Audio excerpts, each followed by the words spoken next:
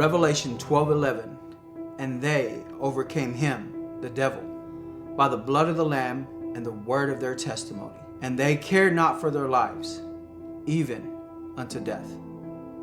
All right, Mondo, can you tell me what happened when you were 11 or 12 years old? Yeah, so I was 11 to 12 years old. I was really seeking a mentor for my life, someone that could take me under their wing, because my dad had committed suicide when I was 6 years old. And so to have that fatherly figure in my life would be vital for me. And one of my cousins would kind of take me under his wing, and we'd go fishing, we'd do all these great things together, thinking that I was maybe finding a father figure or a mentor in him, just to later have him sexually abuse me.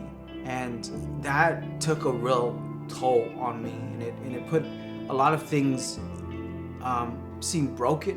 They seemed like I would have to put things together and heal from certain things that I wasn't sure what it was going to take. But as I'm moving on and moving forward, and then the direction that it would take me next, and the very thing that would happen next was, I was made to testify. I was born to fall in love. We were meant to glorify the King that stands above. all right. So, listen. What this series has been about is really just praying. Sometimes God has given me who to ask, maybe one or two people ahead. Sometimes it's just one at a time. And so God has just been so awesome in who he has placed in my heart and the way that it's happened. So tonight, I want to, some of you may know him, some of you may not, but had some time to spend with this individual, and I think you're really going to enjoy his story. Y'all give it up for my good friend, Eric Blanton.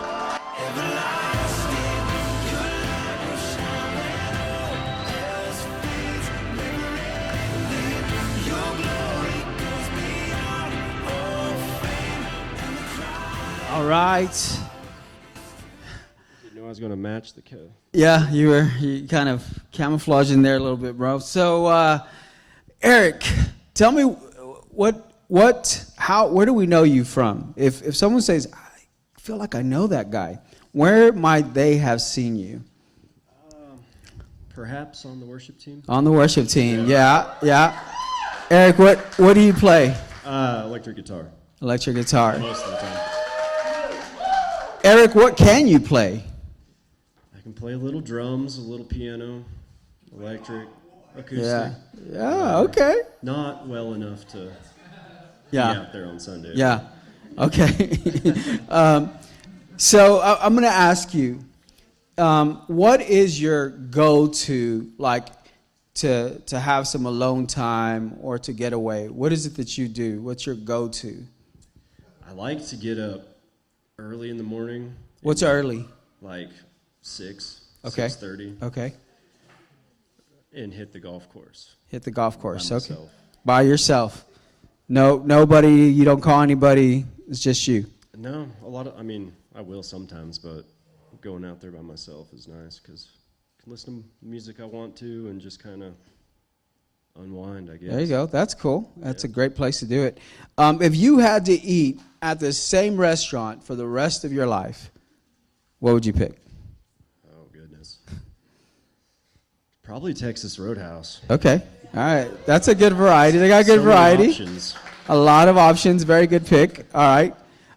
If you could have one superhero power, which one would it be? Oh, to fly for sure. Yeah? Yeah. Where's the first place you would fly to? Ooh, I don't know.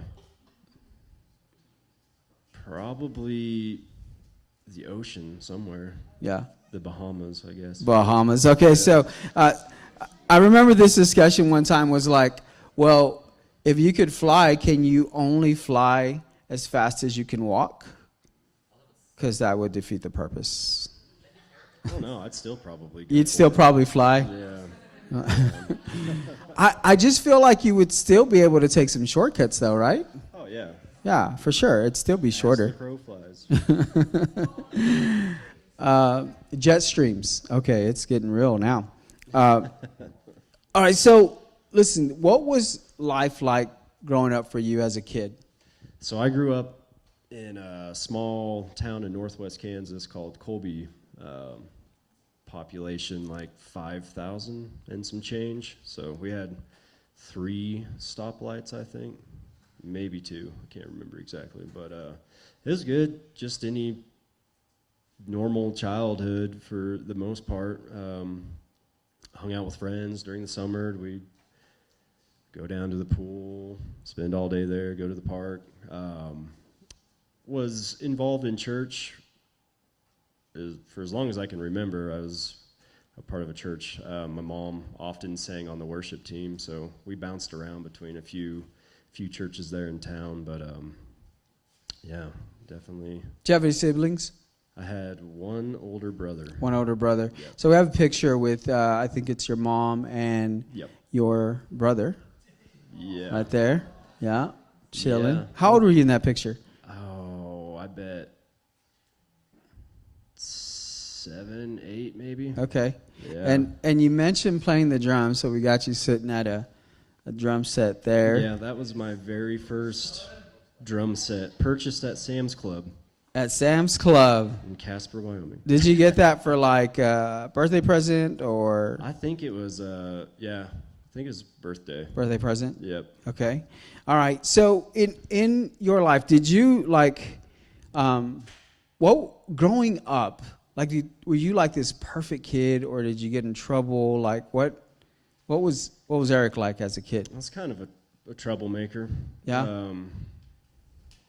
Give me something that you did. We had this hedge alongside our house, our front yard, and we had a busy road that drove by. And we would get a handful of rocks and crouch down behind that hedge and launch them over at cars passing by. Yeah. Thought that was fun. Yeah. Okay. Did you ever get caught? Yeah. What were those consequences like?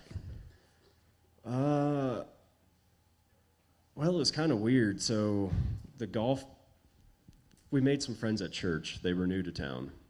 And I became friends with her son, and they were dropping me off. We went out to eat after church or something. They were dropping me off. And when they dropped me off at the house, his mom just gasped. And I guess her van was one of the victims. Oh, wow. But yeah, I got grounded. And that's when you found out you lived in a town of 5,000. Yep. Yeah. Yeah. What were you like as a teenager? Well, I mean, Like, let's say 12 or 13. As you're entering the age of teenagers, 12 or 13, what were you like? yeah, so I started playing drums at the church we were going to at the time on the praise and worship team. So it was an Assembly of God church. So I would do that on the weekends, and then, I mean, I was kind of just going through the motions of going to church. I don't think I really dove into what the purpose behind, the church and the word and everything is, but I had a talent, I guess, and my mom asked if I'd come try to play, and I did for a couple of years. That's pretty awesome. So you spent a lot of time in church. What were there certain temptations as a teenager? What are some of the temptations that you dealt with? Yeah, so a small town, it was pretty common for kids or I guess teenagers, high school age kids, sometimes even middle school, to be exposed to like alcohol, tobacco, drugs even.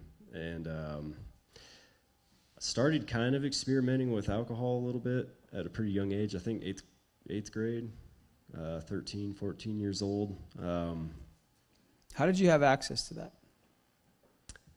We would, Yeah. So I had a friend at the time. His mom would work at a hotel bar, and she was a bartender, so she closed it down. So a bunch of us would always tell our parents we were staying at somebody else's house, and we'd all go stay at this kid's house because we could get away with a lot till 3 o'clock in the morning. But sometimes we would take it from her liquor cabinet, or we've had some, even at 13 years old, we got somebody to buy it for us one time too. Wow. So tell us, you're 14 years old. On Monday, December 5th, 2005, you're having a discussion with your mom about a permit. Tell me about that. Yeah. So I think during the fall that year, I started working for a local harvester, and at 14, you could get what was called your farmer's permit, and you could drive to school and work. And I was kind of treating that like I was 16 or 17, and we got into an argument over that. We had gone to Walmart that night to, I think I was picking up some socks for a basketball game I had the next day, and one thing led to another, and we just started arguing about that, and then we just kind of left it at that that night. So, And December 6th, Tuesday, December 6th, the next day, take me through that day, morning, from what you can remember, how that day started for you. So I was woken up at probably 5:30 or around 5:30 in the morning to my dad barging in the door. He was saying, "Son, something horrible has happened. Your mom, she's passed away." I remember kind of coming to, and I could hear my brother screaming and crying downstairs. So I don't know. I got out of bed and was just thinking to myself, was this some sort of this joke? And I was like, there's no way my dad would never joke about something like that. And as we walked downstairs, those cries for my brother just got louder and louder, and we got about halfway downstairs, and what she would do is there for a long time, she would get up early in the morning and go do a Bible study downstairs in one of our spare bedrooms, and she had a little rocking chair, and she would do all of her reading and Bible study right there. And that morning she didn't come up, so anyways, we made it about halfway down the stairs, and I looked over, and that door was open, and my brother was knelt down on his knees in the doorway just screaming and crying, and I could see her in the corner in her chair, and there was no denying that she was definitely gone. Bible was at her feet, and she was just laid back, and the color, everything. It's one of those memories that I can snap back to just about any time. What happened to her? So she had a sudden heart attack, basically, as a coronary arrhythmia, I believe, or I think I said that right, but I believe it was something that she was born with that was just asymptomatic, that never showed any sign. Mm-hmm. And it just threw her heartbeat off enough that she wasn't able to recover from it. So your mom was 43. Yep. It was 8 days before her birthday, 19 days before Christmas, and 22 days before your birthday. Right. Describe what that funeral was like for you. Oh, it was the coldest December, for sure. I remember, I don't know, I felt so numb. It's hard to describe what that process is like, but so that funeral, they they had asked me if I wanted to play the drums because they were going to do 2 or 3 worship songs before the service started, and I was just, there's no way I could do that, and which was right, because the minute they started playing, I just started weeping. And our next door neighbor down the road had terminal cancer, and she would go over there and help care for him every now and then. And he came up to me in that time, and it was the simplest gesture, but it meant so much to me at the time. As he handed me a white handkerchief, and that's something that I've kept still to this day.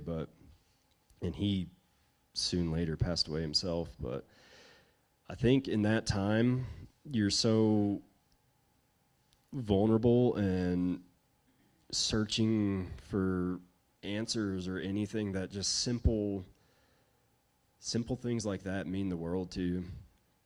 Yeah, they did to me, Right. anyways. In that moment. Yes. Yeah. Eric, how would you choose to cope with the loss of your mom? Well, I started going, sophomore year. Well, I'm trying to think here when it all started, but alcohol for sure came into the scene. And then sophomore year, we started smoking marijuana heavily with, it was mainly just me and my brother. He would come pick me up after whatever sport practice I was in at that time, and we would just go out until later in the evening, and we did that pretty consistently. And then also got into drinking. I think the first time that I truly got really intoxicated was that same year. He invited me out with some of his friends, and that was kind of what kicked off probably a lot of the alcohol issues that I've had. Yeah. Your junior, senior year, same thing? Same thing. And it was kind of common. Like there's definitely a thing as high school parties then. So, but it was, I think I used it to numb something that I left unintended, which was that grief. And I never really talked about it. I would talk about it with friends, especially like when we got to drinking, it would come up. And then I always felt like it was an annoyance to them if I did. Gotcha. So, and then it just made it easier to just keep that in, but that also made me self-destruct. And so junior and senior year, it kind of became more frequent for sure. Definitely by the senior year, it was about an every weekend ordeal. And I didn't. The fall of my senior year, I had a dirt bike, and we were out. We built a track at one of my friend's pastures, and I was jumping a creek of water and came up short and went over the handlebars and landed on my head. Knew I was hurt pretty bad, but I could get around. So I called my dad, and he ended up taking me to the hospital, and they did a CT scan, and they came back in and strapped me down to a backboard and said that I had a fractured neck, a C7 vertebrae, and that they had to flight for life me to Denver. It was kind of a surreal moment, because the crack in my vertebrae went all the way down to the spinal cord, and then it stopped.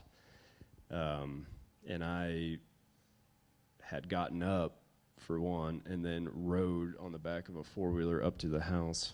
I mean, it was just lucky that it wasn't something worse. In that, though, I was prescribed prescription painkillers. So that's when I got exposed to that for the first time. And that was kind of a game changer, for sure, over alcohol, because it numbed me in a way that nothing else did at the time. So definitely started experimenting and abusing those. Toward the end of your senior year, tell me about, you talked about you were in a wreck. Yeah, so fast track to the spring of my senior year. I was still reckless. I had to wear a neck brace for like 90 days. And I mean, that didn't stop me from drinking alcohol to the point where I'd be falling down. And that just carried on all through the year and up into the spring.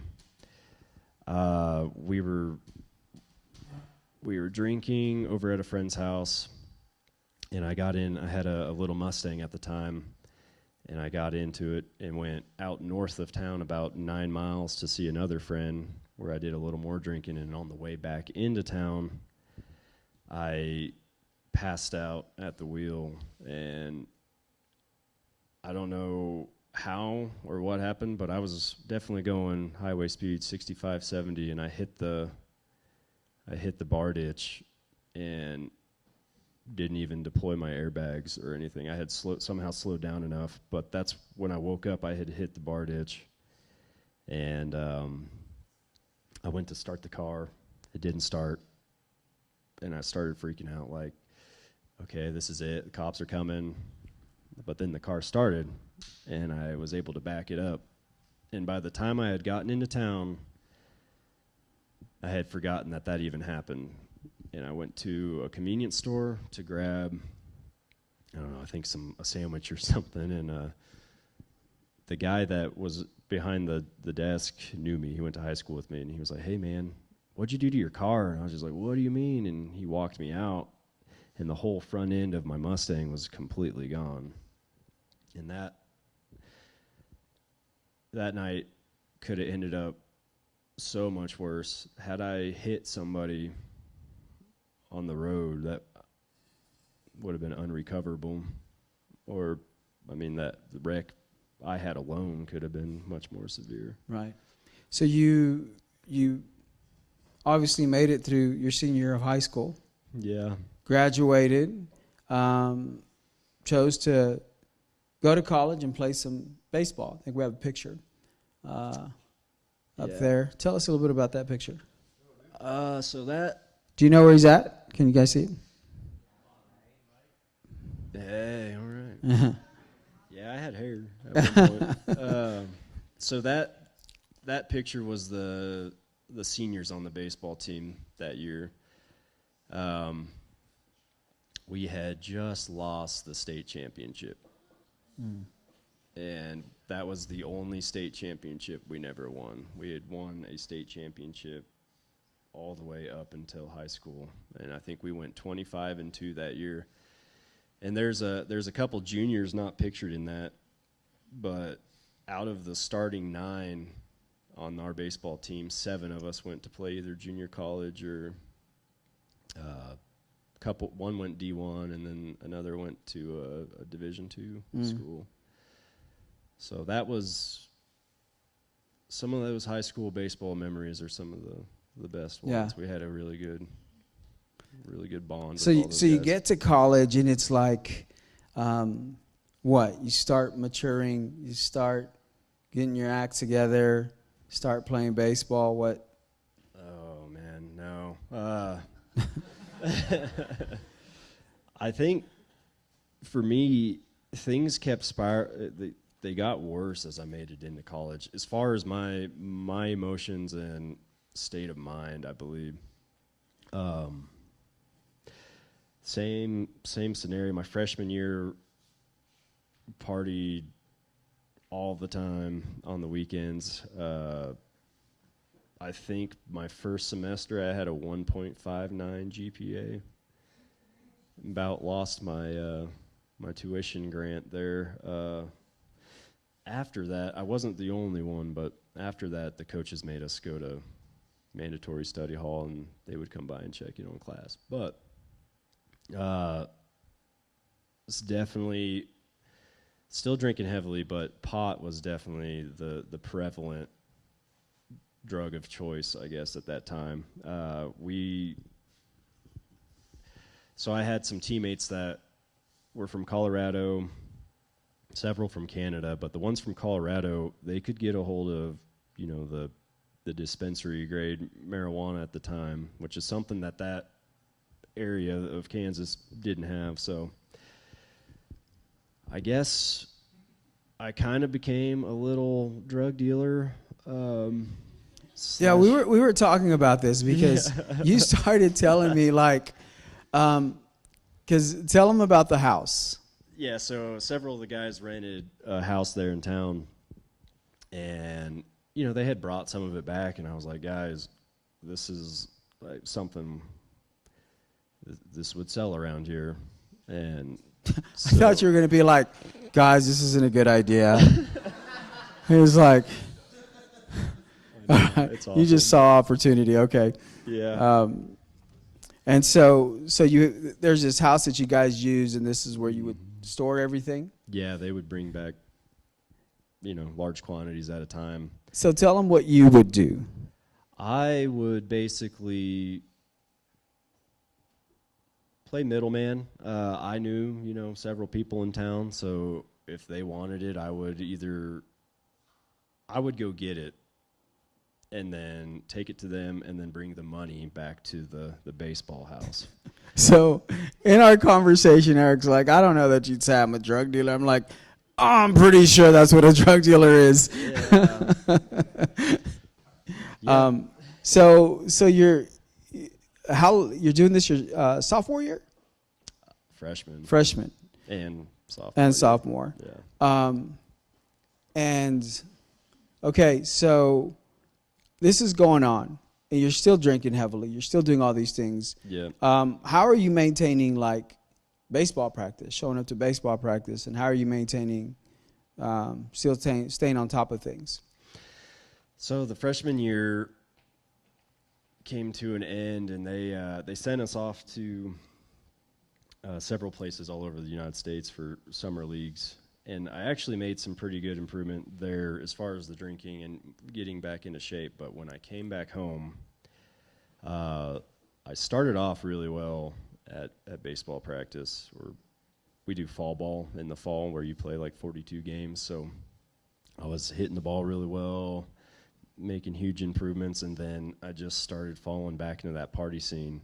And now there was a Wednesday night involved because a local bar there did a college night on Wednesday night, even though it's a junior college and they know nobody's 21. But anyways, so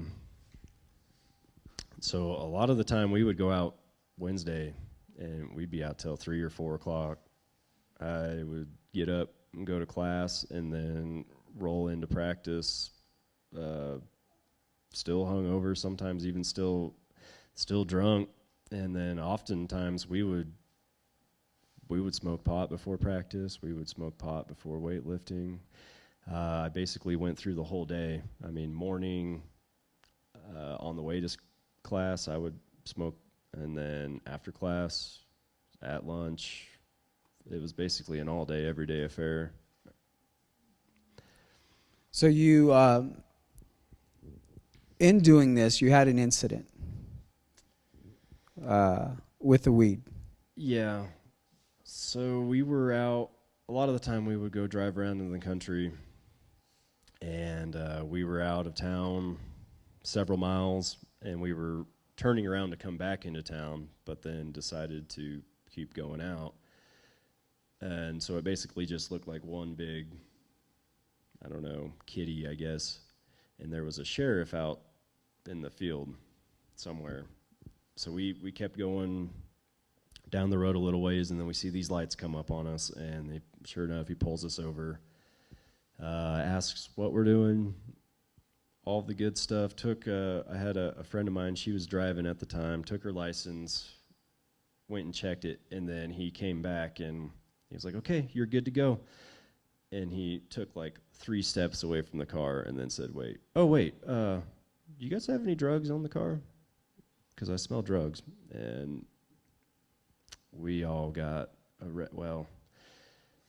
Me and her got arrested that night. The other guy in the car took off running, which just spilled guilt, Yeah. you know.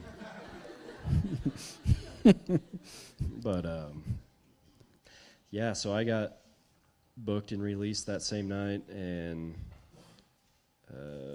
woke. I could hardly sleep because I knew I had to tell my dad, and I told him that next morning. And yeah, that was what should have been a learning experience too. So you graduated, you get through college, graduate college, and what's next? What's next for Eric's life? Transferred to a four-year university, and things just kept spiraling for me mentally. I was so negative to be around. Still drinking heavily. By the time I got into that town, it was a town called Hays, Kansas. It was a multiple night ordeal. Tuesday, Thursday, Friday, Saturday, we were going out, and it was always in excess to me. I would drink till blackout nearly every time, and I got into a really dark spot. I had a little journal that I kept that I would write. I guess find lyrics of songs that, you know, depressing lyrics, obviously, that I would associate with, and then I would journal those, and then just really negative thoughts that would even beat me down further. I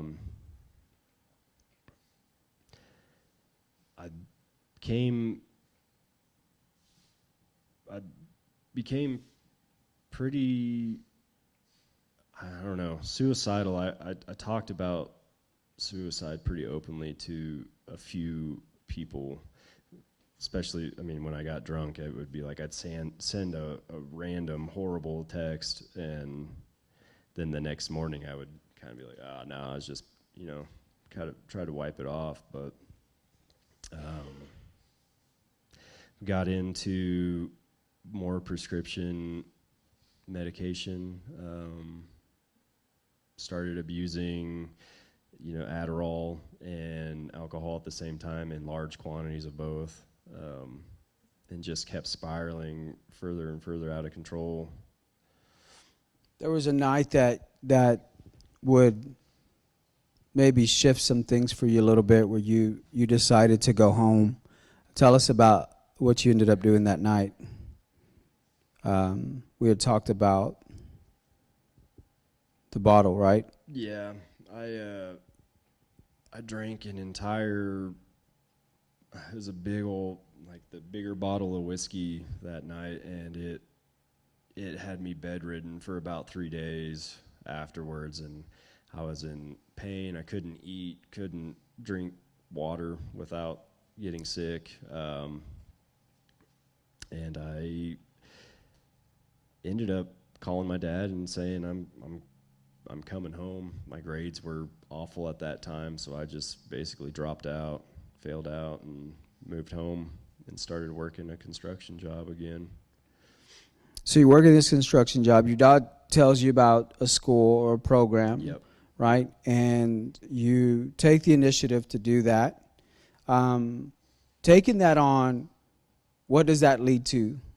How did you take us through how you ended up in Hobbs, New Mexico? Yeah, so it was a little vocational program at a junior college there in Kansas, in a different town, for natural gas measurement. And after I finished that, I just started sending out resumes, and I honestly don't even remember sending one out to DCP Midstream in Hobbs, New Mexico, but they called me, and I took the job and moved down here. You moved down here, and you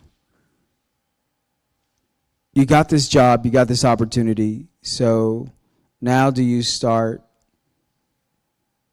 seeing your life a little bit better? Do you start? I had it made me a little more responsible throughout the week, for sure.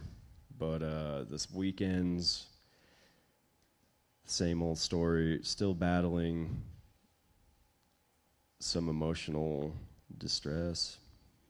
So in that process, you're going all out on the weekends. You meet a girl. I did.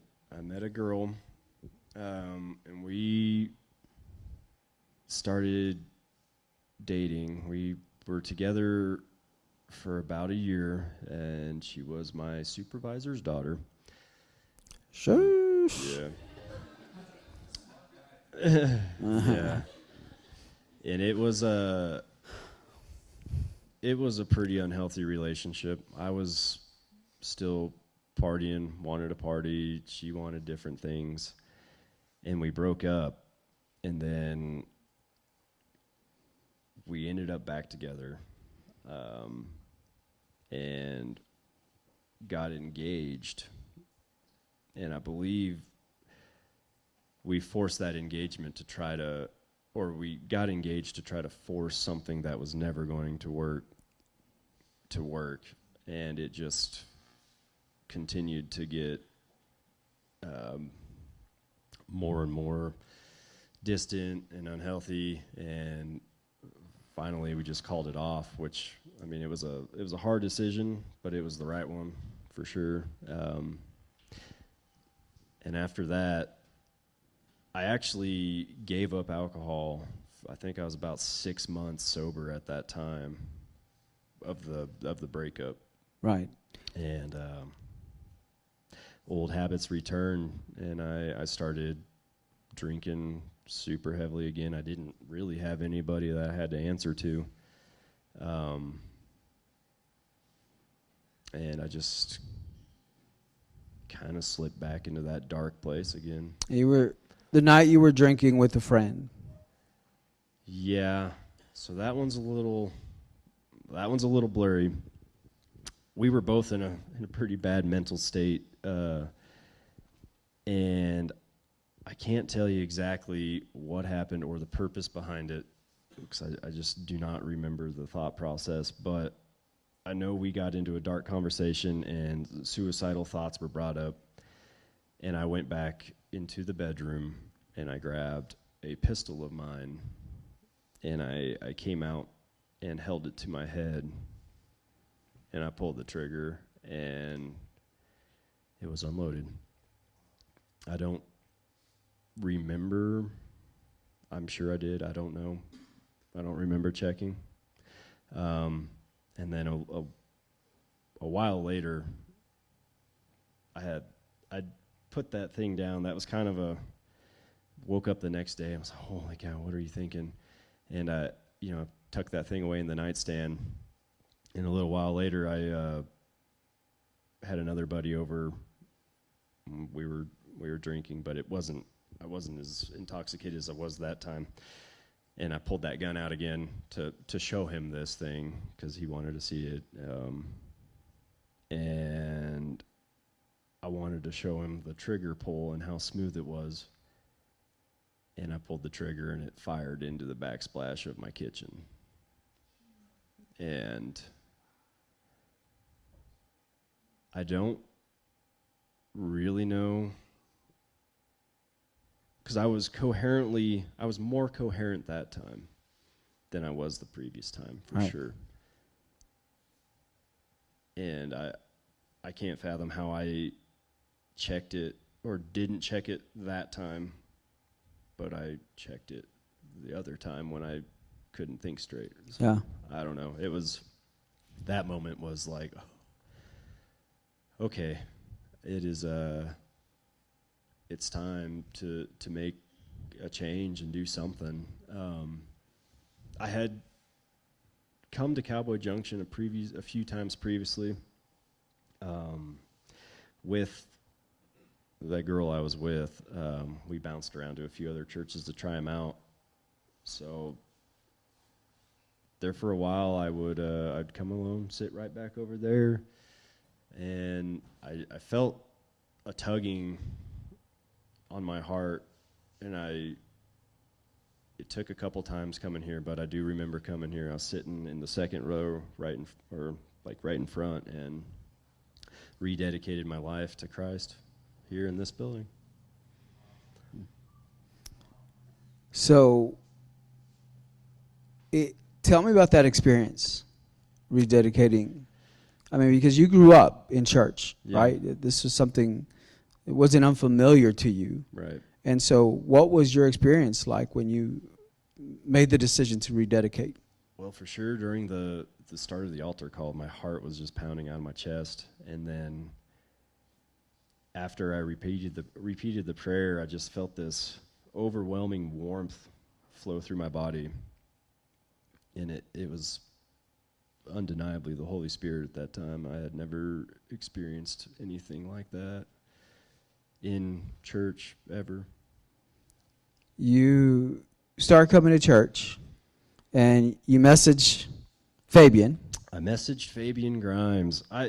It's kind of funny because there for the longest time I was dead set on ever stepping foot into another church because I felt hurt and from the experience with my mother and everything. And when I came back to church, I was like, okay, well, I'll never play on the worship team again. And then I messaged Fabian Grimes. I was like, hey, do you need acoustic guitar? And he's like, yeah, how much? And he thought I was trying to sell an acoustic guitar. And I said, no, I mean, on the worship team. He said, yeah, come on. And we did a tryout, and they prayed about the decision, and I came on at, I think that was 2017. Yeah. And in 2017, you met a girl. I met a girl. You met a girl at the hub. Yeah, she's aight. Yeah, yeah. You found love at the hub. Found love at the hub. Yeah. Right out there. So we have a picture of your lovely wife. Yeah. Mhm.